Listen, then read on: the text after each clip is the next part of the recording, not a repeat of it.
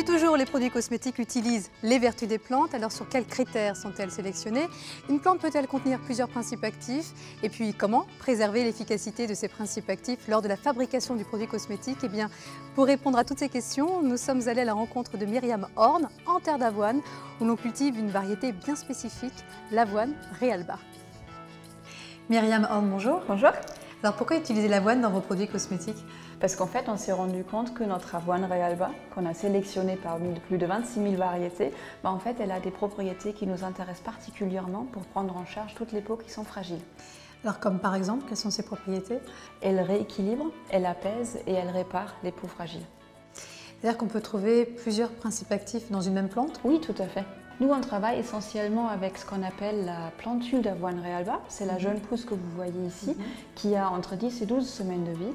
Et on s'est rendu compte que c'est précisément à ce moment-là qu'on trouve donc deux molécules qui sont anti-irritants et apaisants. Et comment réussir à récupérer les principes actifs tout en préservant leur intégrité? Nous avons mis en place un outil en fait, qui nous permet de contrôler systématiquement la teneur en molécules actives à l'intérieur de la plante.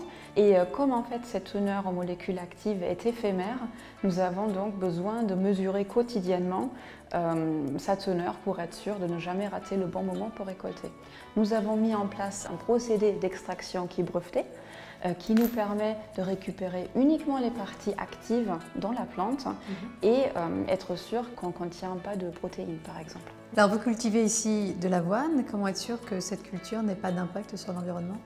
Alors non seulement cette avoine, elle est uniquement utilisée pour des produits dermocosmétiques de la marque Aderma, donc c'est la seule vocation pour cette variété d'avoine. Et en plus, nous la cultivons selon les normes d'agriculture biologique.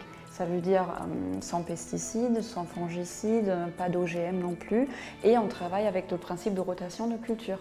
Et à côté de ça, nous avons mis en place tout un système avec des marqueurs de biodiversité, comme par exemple des abeilles solitaires, qui nous montrent en fait tout simplement si l'écosystème est intact sur un champ ou pas. D'accord, donc en gros, plus il y a d'abeilles, moins c'est pollué. Exactement. Merci beaucoup Myriam Horn. Je vous en prie. Voilà, vous l'avez compris, si les produits dermocosmétiques à base de plantes sont aussi efficaces, eh bien ce n'est pas par hasard. C'est grâce à la recherche scientifique qui nous permet de révéler et d'exploiter les bienfaits des plantes.